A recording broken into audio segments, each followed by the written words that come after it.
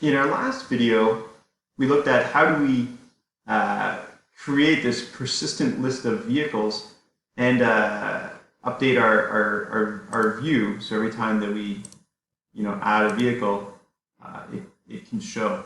But the problem is if I click on my list, it doesn't update the image. It doesn't change any of my GUI information. So what we need to do is we need to update how that list view works. So in our controller class, we have our all cars controller. We have a couple things already set up. One is we have a method called update GUI that will update the GUI to reflect whatever the selected car is. We have a method called selected car that updates whenever a particular item in the list, is passed into the list view. So what we're going to do is I'm going to create another method, and I'm going to call this ListView selected car.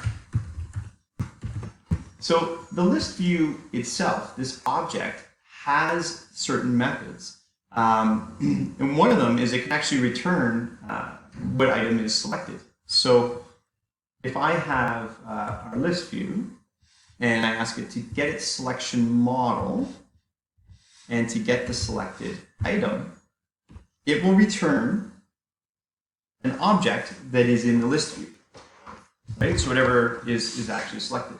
In this case, what we want to do is update our selected car. So I'm going to say selected car equals, and then I'm going to ask the list view to tell me which item is selected and update the selected car. And then we already have a method to update the GUI, so let's call that. Right? So I'm going to change which car is selected and say update GUI. One of the challenges you may have here is if you don't explicitly tell the list view it's holding car objects, if I get rid of that, what you'll see is you'll get these are incompatible. What it requires is a car, and what it found is an object. And that's because the list view, if you don't explicitly tell it that it's holding car objects, it thinks it's holding generic objects. And so that's what this error is telling us. It's saying it found an object, not specifically a car. So the easiest way to deal with that is to tell it it's holding car objects. So now the list view updates to the selected car. Now, like any other method, it's not going to magically get called. We have to connect it to our view. So if I go over here to my all cars area and I click on my list view, you can see there are different methods under code, right? So I'm in the bottom section of code here.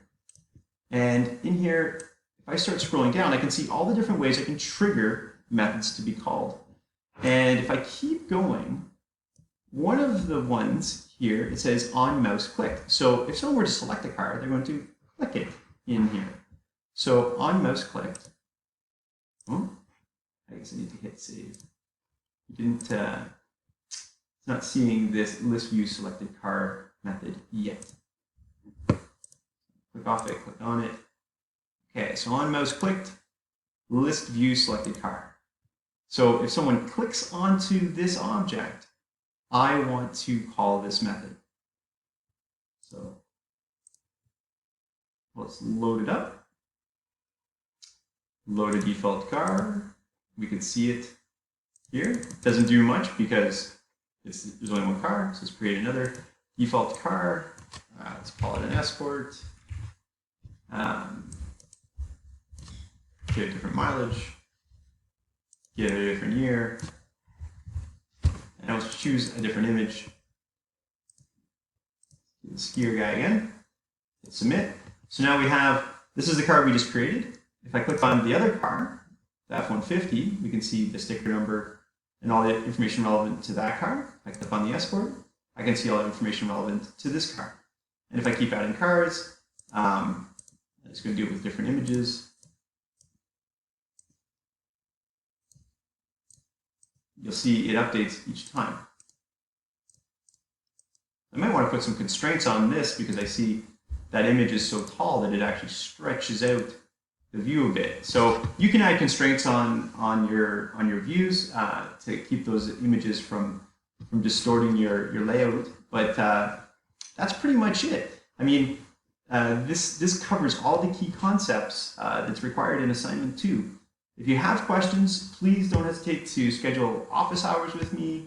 Send me an email and send me a link to your GitHub. I'm happy to look through it, create little video feedback for you. And I hope that answers all your questions. Cheers.